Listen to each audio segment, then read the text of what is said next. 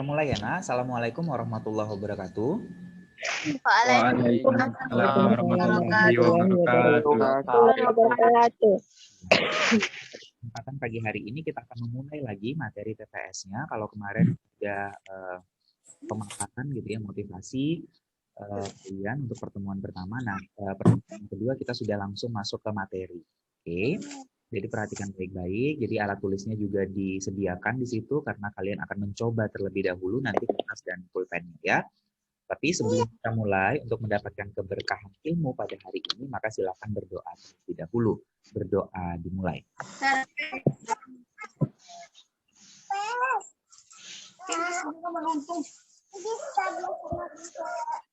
Baik, berdoa selesai.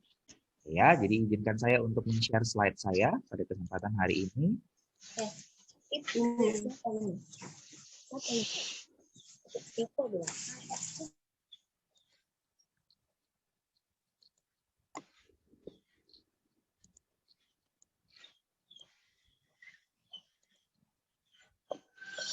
Baik, kita mulai ya. Jadi pertemuan ini, pertemuan yang kedua sebenarnya untuk kita, tapi sebenarnya untuk materi ini masih adalah merupakan pertemuan yang pertama. Jadi perlu kalian ketahui untuk sebagai pengantar terlebih dahulu bahwa TPS kuantitatif itu adalah mengulang pembelajaran yang pernah kalian dapatkan di SD dan SMP. Oke, saya ulangi sekali lagi, mengulang pembelajaran kalian yang ada di SD dan SMP. Jadi seperti matrikulasi sebenarnya. Nah, tantangannya di mana kalau TPS? Tantangannya adalah di waktu biasanya. Karena waktunya sangat singkat sedangkan soalnya banyak. Gitu ya. Kalau yang lain-lain kan tantangannya adalah di materinya tersebut, pemahaman konsep. Tapi kalau ini konsepnya sudah berulang. Bahkan kalau misalnya soal itu diberikan ke anak SMP atau anak SD, mereka pasti bisa menjawabnya. Cuman masalahnya adalah kecepatan menghitung kalian. Itu yang dipertaruhkan dalam pembelajaran TPS kuantitatif. Oke, nah selama pembelajaran kita pahami konsepnya, kita akan review ulang. Jadi hari ini kita akan berbicara mengenai operasi hitung bilangan bulat. Ya, tujuan pembelajarannya adalah ya kalian mampu menyelesaikan soal-soal TPS kuantitatif yang berkaitan dengan operasi hitung itu. Ya, operasi hitung itu ada tambah, kurang, kali, bagi. Ya kan? Nah, kalau misalnya kalau pangkat, berarti pangkat itu adalah manifestasi dari perkalian. Kalau misalnya akar, berarti akar itu adalah merupakan lawan daripada si pangkat-pangkat tadi. Oke. Nah, kita review dulu materinya. Nah, kita ingat kembali bahwa kalau misalkan bilangan bulat, itu terdiri dari bilangan bulat negatif dan bilangan cacah. Bilangan cacah terdiri dari bilangan 0, atau biasanya netral karena dia tidak negatif dan tidak positif, dan bilangan bulat positif. Bilangan bulat positif itu dimulai dari 1. Jadi 1, 2, 3, 4, 5, dan seterusnya. Itu adalah merupakan bilangan bulat positif. Maka bilangan bulat positif itu juga disebut sebagai, ada yang tahu nggak bilangan bulat positif itu sama dengan bilangan apa ya? Bilangan cacah, Pak. Bilangan cacah, bilangan bulat positif adalah bagian dari bilangan cacah. Jadi tidak sama dengan bilangan cacah, lebih besar lagi bilangan cacah dibandingkan dengan bilangan bulat positif. Bilangan asli. Oke, good. Oke, thank you ya. Bilangan asli, benar itu dia. Ya, jadi bilangan bulat positif itu adalah sama dengan bilangan asli. Oke kan? Nah, berarti bilangan asli itu adalah merupakan subset atau bagian dari bilangan cacah.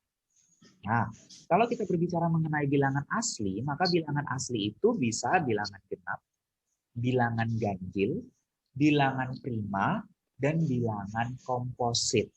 Nah, sebelum kita lanjutkan nih, bilangan prima itu apa ya? Apa yang dimaksud dengan bilangan prima? Bilangan yang hanya bisa dibagi dengan bilangan yang bisa hidup sendiri dan bilangan. Oke, thank you. Thank you. Good, itu dia ya. Makasih. Jadi saya ulangi lagi bahwa bilangan prima adalah bilangan yang hanya bisa dibagi oleh satu dan bilangan itu sendiri. Atau secara lengkapnya sebenarnya adalah bilangan prima itu adalah bilangan yang hanya, ingat ya, yang hanya punya dua faktor, yaitu adalah satu dan bilangan itu sendiri. Itulah yang dinamakan dengan yang namanya bilangan prima. Maka contoh dari bilangan prima berapa saja? 2, 2, 3, 5, 11, 13, 3, 5,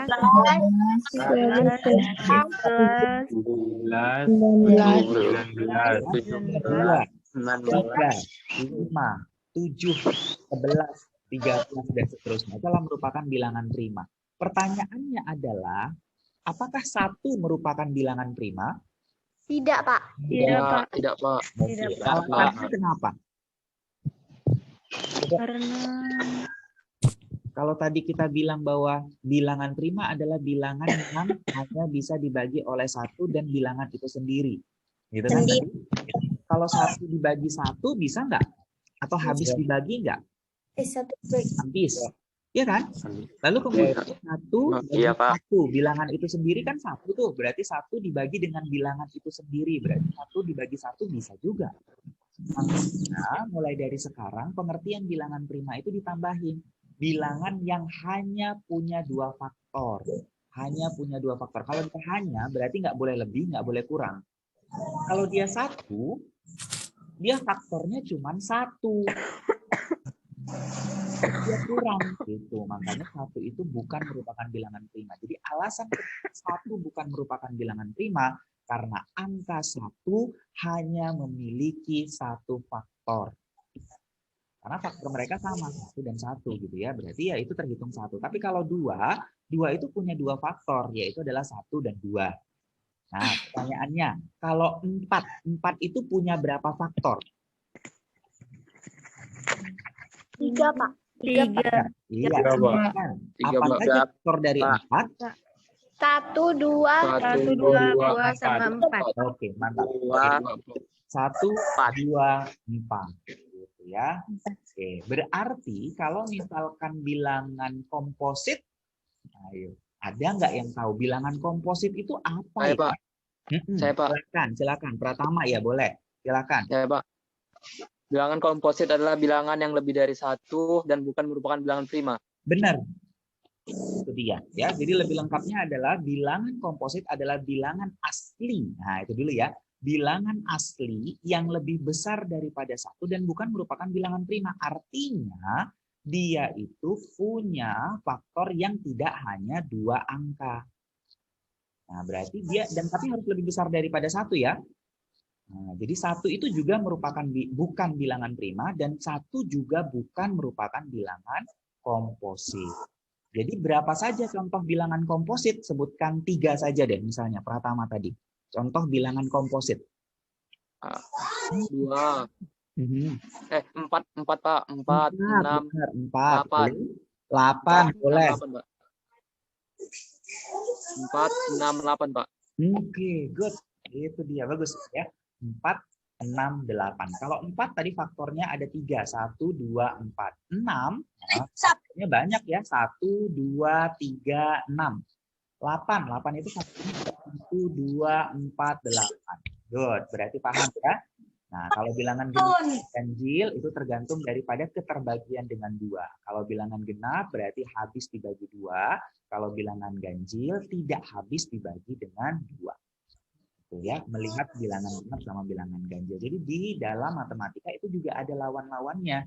Jadi prima lawannya adalah komposit, genap lawannya adalah merupakan ganjil. Dan itu yang merupakan bagian daripada bilangan asli. Ya, bilangan asli itu sama dengan bilangan bulat positif. Good. Kita main-main dulu ya. Nah, di sini coba deh dipasangkan. Ada yang mau coba nggak? Siapa nih yang mau coba memasangkannya? Saya, Pak. Saya, Pak. Oke, Risnawati deh, boleh. Risna. Ya. 100 nih. 100 itu kemana saja ya arah panahnya? Bilangan komposit. 100 benar, bilangan komposit. Oke, saya buat nih panahnya. Lalu itu saja. Bilangan genap. Bilangan genap. Iya, 100 juga adalah merupakan bilangan genap. Oke, lanjut. Bilangan caca, Pak. Bilangan caca. Oke, kita buat bilangan caca arah panahnya. Oke, jadi 100 itu adalah bilangan caca. Dia juga bilangan genap. Dia juga dalam merupakan bilangan komposit. Gimana yang lain? Setuju nggak dengan Risna? Atau ada lagi Setuju, yang Pak. lain? Setuju. Tujuh, Pak. Iya. Good. Thank Setuju, Pak. you. Ya, thank you Risna. Nah, kemudian lagi kalau misalnya kita buat si 70%. Nah, siapa yang mau coba nih 70%? Saya, Pak. Ganti. Nah, ayo. Siapa lagi? 70% nih. Saya, Pak.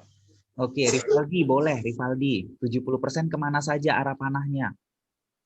Ke bukan bilangan bulat. 70% bukan bilangan bulat. Kalau boleh tahu, kalau dia bukan bilangan bulat, dia apa ya? Dia bilangan apa, Pak? Bilangan persen atau bilangan pecahan? Benar. ada. Itu adalah merupakan pecahan. Pecahan bukan merupakan bilangan bulat. Benar. Hanya itu? Terus ke bilangan genap, Pak. 70% adalah bilangan genap. Ayo. Oh, enggak. Nah. Cuma itu aja, Pak. Cuman itu saja. Oke. Pertanyaan saya tadi Rivaldi, kenapa 70% itu bukan merupakan bilangan genap? Karena 70% itu bukan bilangan asli, Pak. Benar. Bilangan genap adalah bilangan asli. Jadi dia adalah merupakan subset tadi ya. Benar, good. Itu dia. Jadi bilangan asli itu salah satunya, subsetnya atau bagiannya itu adalah bilangan genap. Di 70% nggak bagian daripada yang besar tadi. Berarti pasti dia tidak merupakan bagian dari bilangan genap, bukan merupakan ganjil gitu-gitu ya. Oke, good. Tapi kalau 70 ya, kalau 70 iya. 70. Kalau misalnya 70%, maka itu tidak. Oke.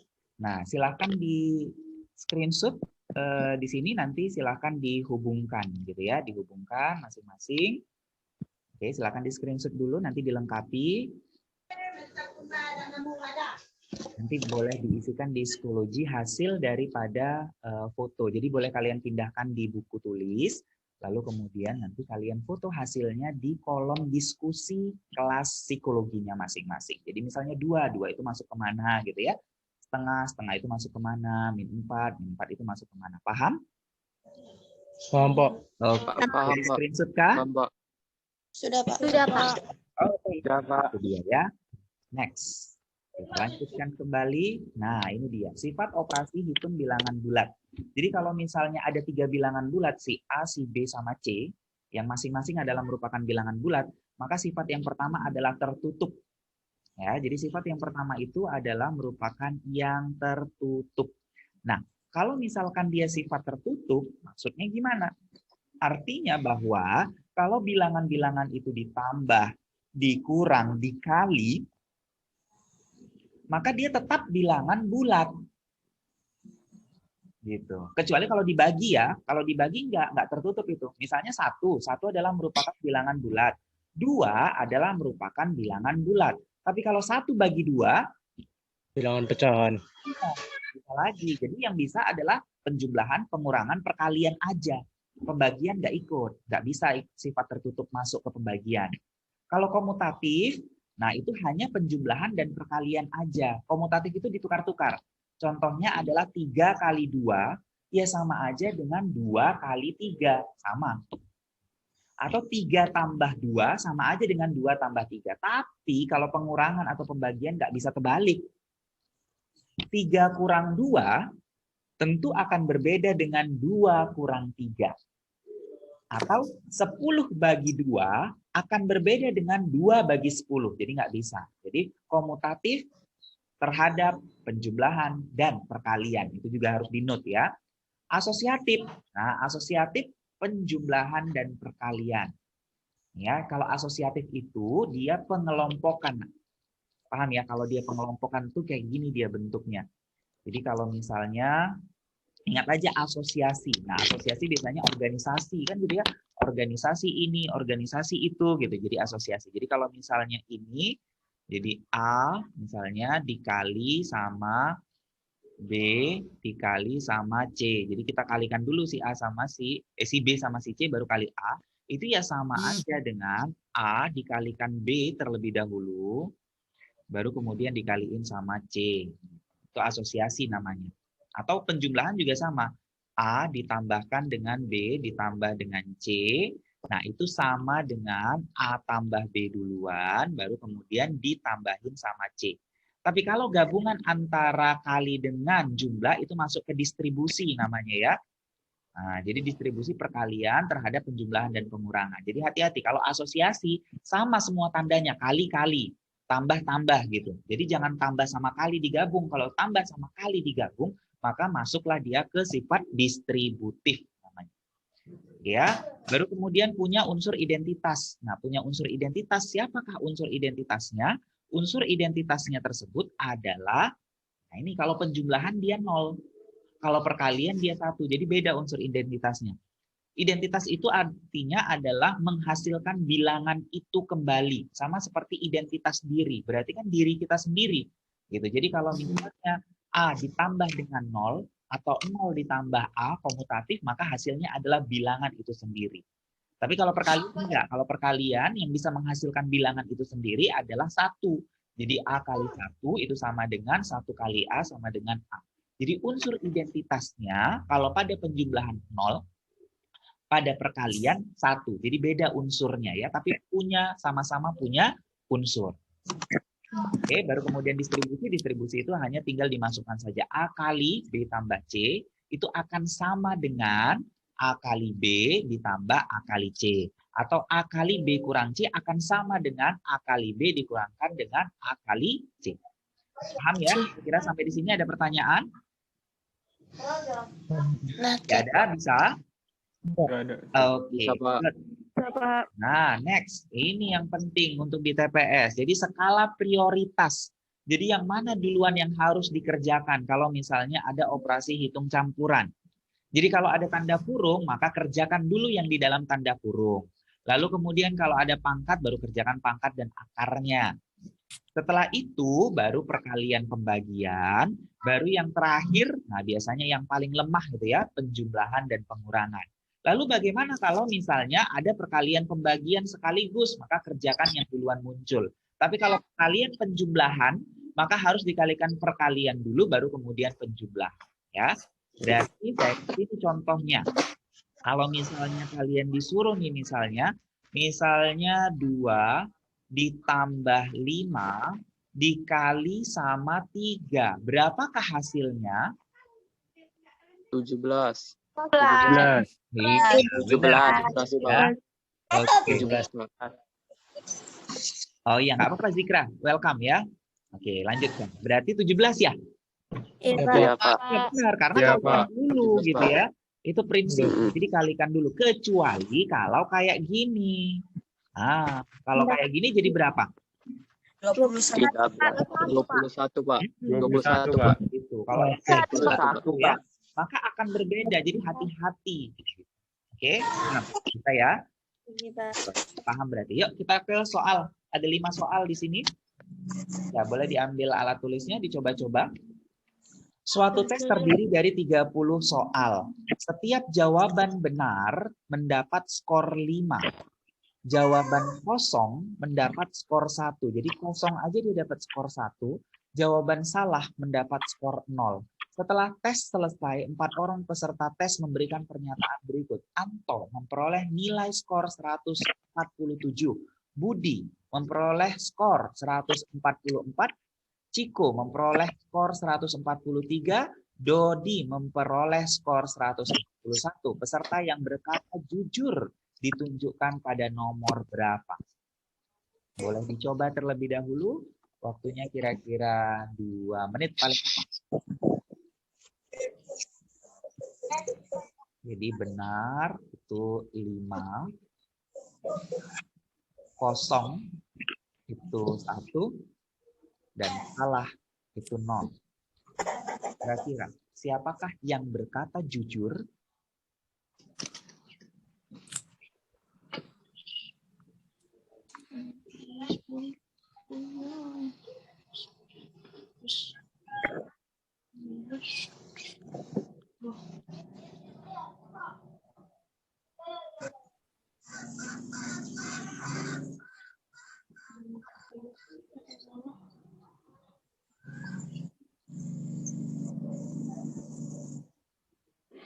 D,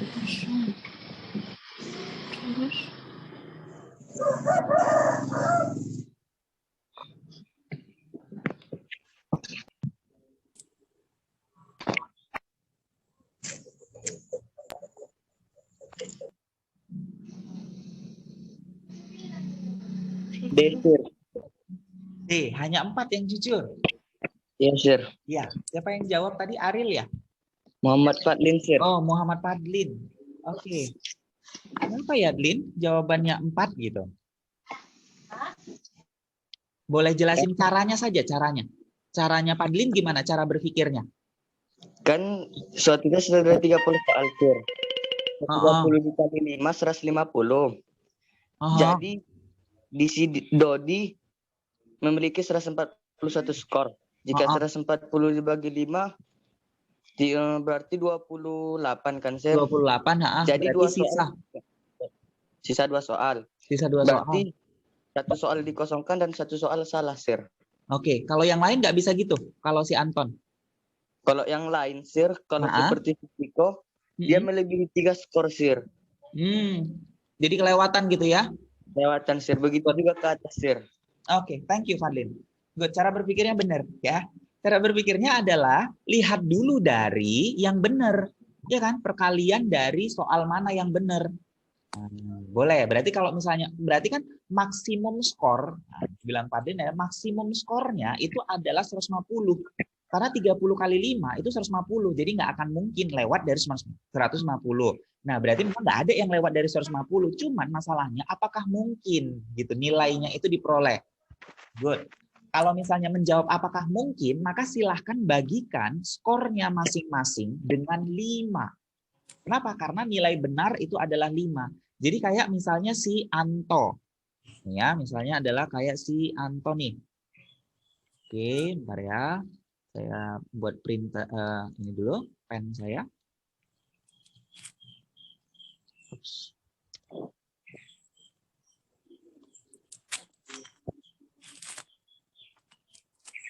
Oke, nah di sini, misalnya punya si Anto.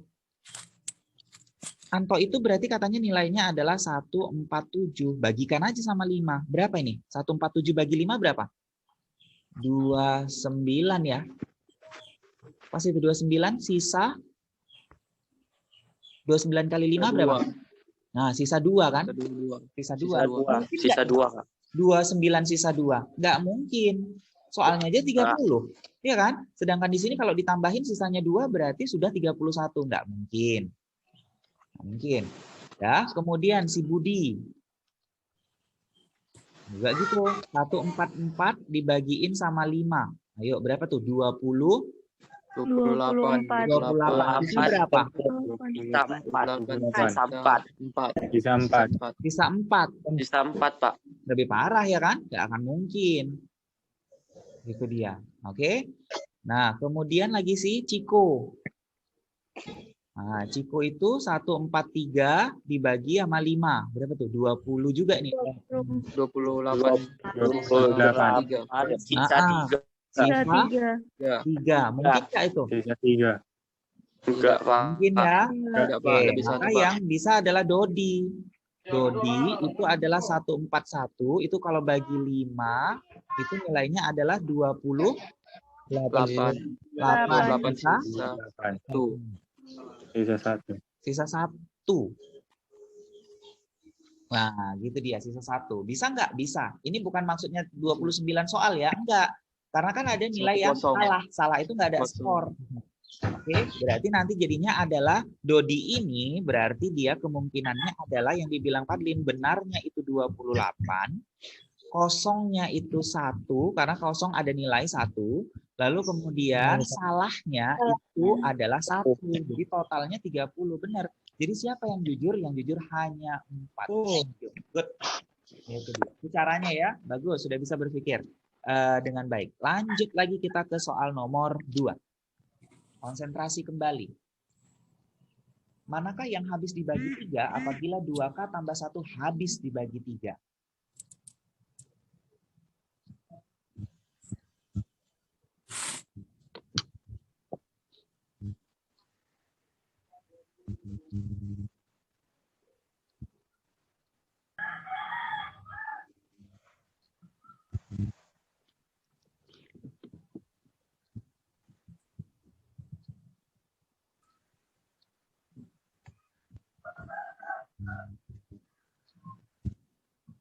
Asir. A, 1, 2, dan 3 saja. Oke, kita tunggu ya Yes, yang lain ya. Tadi boleh tahu siapa yang ngomong? Pak Lin juga sir. Oh, Fadli. Oke, yuk. 1, 2, 3 saja yang benar. Berarti 4 nggak benar ya? Tunggu yang lain ya. Sebentar. Saya sir. Boleh, Rivaldi. 2 dan 4 saja yang benar. 2 dan 4 saja. Oh, 4 malah benar. Berarti bertentangan nih dengan si Fadlin. Oke ya. Coba kita bahas. Nah, pertanyaannya adalah kalau yang nomor 1 benar atau enggak gitu ya? Nomor 1 Ya. itu adalah 2K ditambahin sama 1. 2K tambah 1 adalah soal. Benar nggak? Manakah yang habis dibagi 3 apabila 2K tambah 1 habis dibagi 3? Berarti 2K tambah 1 habis dibagi 3 gitu kan? Terus sir. Iya benar, berarti 1 benar. Yo, tuh 1 benar tuh. Oke, ini ya, ini benar nih. Karena ini soal, 2K tambah 1 itu soal, memang udah stated dia. Kalau misalnya di bahasa Inggris itu udah stated, sudah disebutkan di soal. Berarti 2K tambah 1, ya dia akan habis dibagi dengan 3. Nah, berarti tinggal 1, 2. Atau E, semuanya benar. Nggak tahu deh, ya kan? Nah, kalau ini pasti nggak mungkin ya. Karena 2 dan 4, satunya nggak ikut. Harusnya 1 ikut. 2K tambah 1 itu habis dibagi dengan 3. Kenapa? Karena dia stated. Ini juga ya. Jadi ini prinsipnya adalah tepis kalau misalnya dia. Tepiskan jawaban yang tidak akan mungkin benar. Itu triknya. Nah, sekarang masalahnya 6K. Ini satu itu 6K? benar. Boleh? Gimana?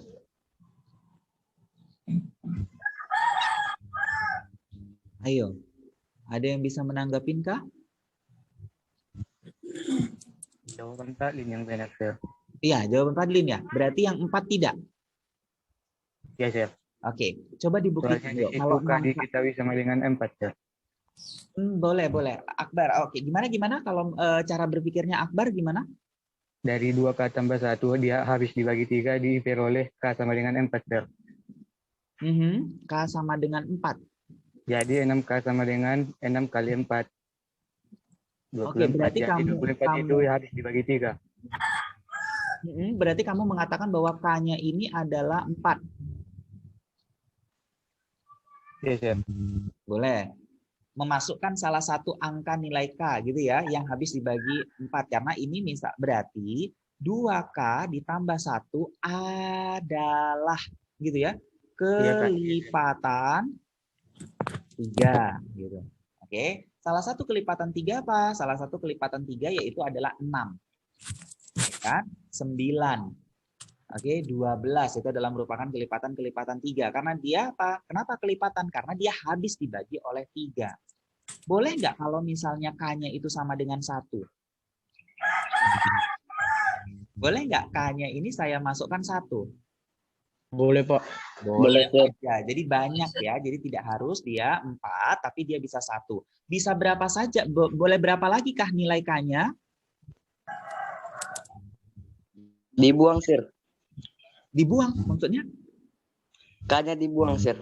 Oh, kalau K-nya dibuang berarti K-nya bernilai 0 gitu. K-nya 1, iya. K-nya 1 itu, nak. Kalau K-nya dibuang Karena berarti tidak memiliki K-nya hasil, 2 sir. kali 1 tambah 1 nilainya 3 gitu ya. Nah, Iya, sir. ya, berarti sama tuh. K-nya 1. Atau K-nya berapa lagi selain daripada 1?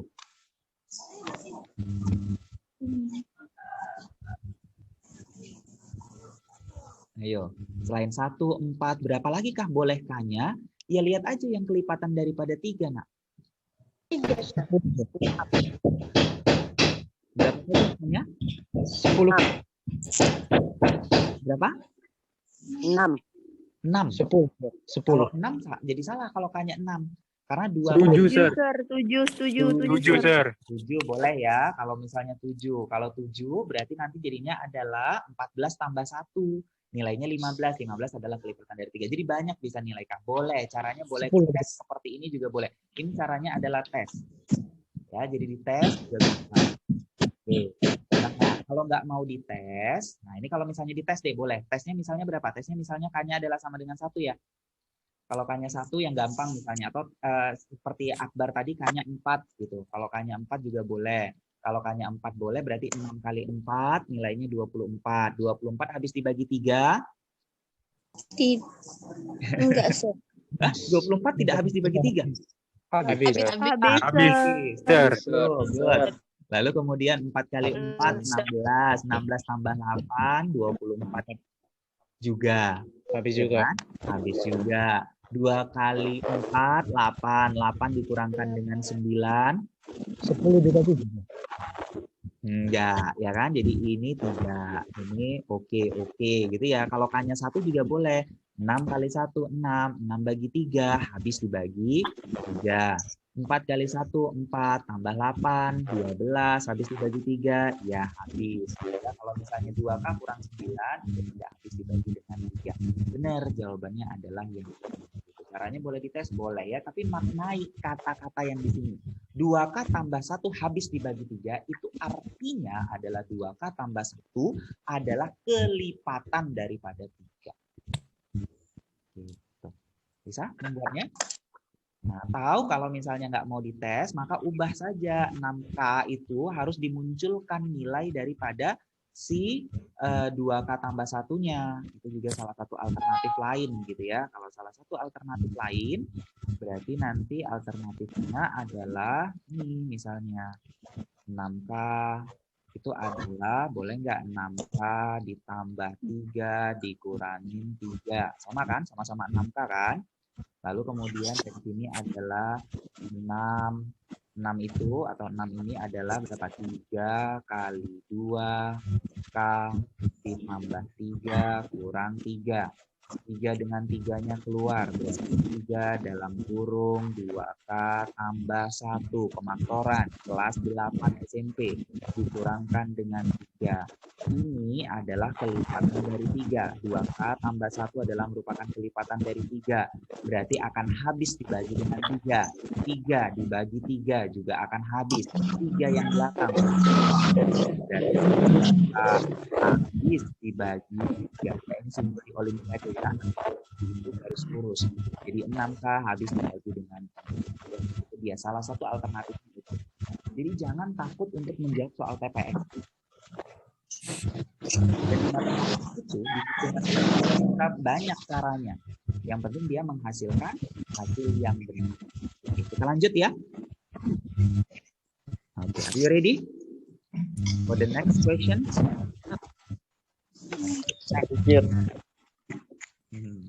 Polanya. Oke. 3. Jika P dan Q adalah dua bilangan bulat, berapakah P kurang Q? Yang pertama, pernyataannya adalah P kali Q sama dengan 8Q. Pernyataan yang kedua adalah P tambah Q sama dengan 10. Nah, ini berbeda pertanyaannya. Paham? Mungkin kalian baru pertama kali menjumpai soal yang tipenya seperti ini. Karena biasanya kalian kan disuruh hasilnya berapa. Ini bukan hasilnya yang ditanyakan. Tapi apakah dengan pertanyaan itu dan dengan yang diketahui, poin 1 dan poin 2, itu kan diketahui tuh poin 1 dan poin 2. Apakah itu bisa menjawab pertanyaan? Gitu. Jadi bukan berapa hasilnya. Jadi bukan hasil yang ditanyakan, tapi adalah apakah pernyataan 1 dan pernyataan 2 ini cukup untuk menjawab pertanyaan. Apakah 1 saja cukup? Kalau 1 saja cukup, 2 nggak cukup, berarti A. Kalau 2 saja yang cukup, tapi 1 tidak cukup, berarti B. Kalau dua-duanya, tapi sama-sama, dua-duanya dipakai, baru bisa menjawab, maka C. Tapi kalau 1 saja cukup, atau 2 saja cukup, jadi misalnya 1 ini dihilangkan nih, misalnya 2 aja, P tambah Q sama dengan 10, lalu P kurang Q, bisa dicari hasilnya, maka itu jawabannya adalah yang E, karena 2 saja cukup gitu ya. Dan segala macam. Yang mana tuh kira-kira? Jadi harus familiar dulu dengan pertanyaan tipe yang seperti ini. Ya, karena keterbatasan waktu saya langsung coba terangkan ya gimana caranya. Nah, berarti kan pertanyaannya, jadi kalau misalnya ini di stated gini, diketahui. Nah, gimana? Oke, misalnya diketahui itu adalah yang ini. Nah, ini adalah diketahui. Nah, ini yang ditanya itu adalah P kurang Q. Nih, supaya dapat P kurang Q, maka yang bisa dilakukan adalah kita harus tahu berapa nilai P dan berapa nilai Q gitu ya. Iya, Nah, Pak. berarti kalau misalnya kita dapatkan dari pernyataan 1, PQ itu sama dengan 8Q, maka Q-nya kan habis nih, Q dengan Q ya. Berarti P-nya sama dengan 8. Kalau P sama dengan 8, apakah sudah bisa menjawab P kurang Q? Belum, Pak. Belum, Pak. Pak. Ya, Belum, Q-nya Pak. berapa? Kan nggak tahu. Q-nya bisa bebas kan? Bisa 1, bisa 2, bisa 3. Kan yang penting ini satu, karena nanti kan bisa habis. Jadi dia banyak nilai Q, kan tidak bisa menjawab. Berarti satu saja tidak cukup. Ya, berarti ini nggak mungkin kan pernyataan satu saja cukup. Oh, nggak bisa, cukup. Pernyataan satu saja cukup, 2 saja cukup, nggak bisa. Ya kan, berarti A dan B nggak akan bisa. Kenapa cukup? Nggak bisa, nggak cukup. Karena ini nggak dapat. Tapi kalau misalnya kita ambil 2 saja, ini ambil 2 saja misal ya. Kalau tadi kan ambilnya adalah 1 saja. Sekarang kalau misalnya 2 saja. Kalau 2 saja, P tambah Q sama dengan 10, apakah bisa kita jawab P kurang Q? Belum, Pak. Karena Belum. Karena kan ini bisa banyak kemungkinannya. Bisa 2 tambah 8. Kan 10 kan? Bisa berapa lagi misalnya? 4 tambah 6. Bisa dibalik. Karena P dengan Q kan berbeda. 8 tambah 2. Pasti akan berbeda-beda ini. Banyak. Kan di sini. Dan seterusnya. Maka nggak bisa. 2 saja itu tidak cukup. 2 saja tidak cukup. Jadi pernyataan 2 saja cukup. Nggak bisa. 2 saja itu nggak bisa. Nah, tapi kalau misalnya digunakan secara bersama-sama cukup nggak? Kalau tadi 1 P-nya dapatlah P-nya sama dengan 8. Kalau P-nya 8, lalu kita masuk ke pernyataan yang kedua, P ditambah dengan Q itu nilainya 10. P-nya 8, berarti Q-nya 2, gitu ya? 2, Pak. Dapat kan Q-nya? Dapat. Bisa, Dapat, Pak. berarti pernyataan 1 dan pernyataan 2 ada pernyataan bersama. Dua pernyataan bersama-sama jawab pertanyaan. Jawabnya adalah dapat konsep. Gitu ya. Jadi hal yang kalian. Oke, baik. Itu dia. Ada 2 soal lagi. Silakan dikerjakan. Nah, ini dia. Silakan di screenshot terlebih dahulu. Silakan di screenshot terlebih dahulu. Sudah di screenshot. Nanti jawabannya silakan A, B, C, D. Nanti di kolom diskusinya, di kolom diskusi itu cukup tuliskan 4A misal, ya, atau 4B gitu. Oke, sudah ya, nomor 4 sudah. Nomor 5, ini dia. Silahkan di screenshot terlebih dahulu. Apakah jawabannya? Jadi nomor 4 dan nomor 5 tipe soal yang sama, hanya membandingkan antara nilai P dengan nilai Q. Oke, sudah. Apakah ada pertanyaan sampai di sini? Tidak ada? Oke ya. Oke, itu dia. Jadi pembelajaran saya sampai di sini. Jadi ada 2 soal nanti. Nah, bagi teman-temannya yang tidak bisa bergabung di Zoom, maka silakan diberikan di grup kelasnya masing-masing, screenshotannya kalian itu. Lalu kemudian nanti tugasnya silakan lihat psikologinya. Tapi kalau memang nanti terkendala mengenai psikologinya, maka nanti bisa japri ke saya, WA ke saya, jawabannya apa gitu ya. Jadi bisa disampaikan juga ke teman-temannya kalau misalnya sinyalnya ternyata tidak bisa membuka psikologi, maka bisa melalui WA. Jadi dengan cara gimana? Tulislah di kertas, bukan di kertas sih, di buku kalian, lalu kemudian fotokan itu, lalu kemudian kirim ke saya. Apakah sudah jelas penugasannya? Jelas, Jelas, Pak. Pak. Jelas, Jelas, Pak. Pak. Oke, ya, thank you ya. Oke. Ya, thank you. Terima kasih for coming ya. Terima kasih udah datang di Zoom kita. Saya akhiri. Wabillahi taufiq wal hidayah. Assalamualaikum warahmatullahi wabarakatuh. Waalaikumsalam warahmatullahi wabarakatuh. Warahmatullahi wabarakatuh. Oke, thank you ya. Thank you for coming. Next.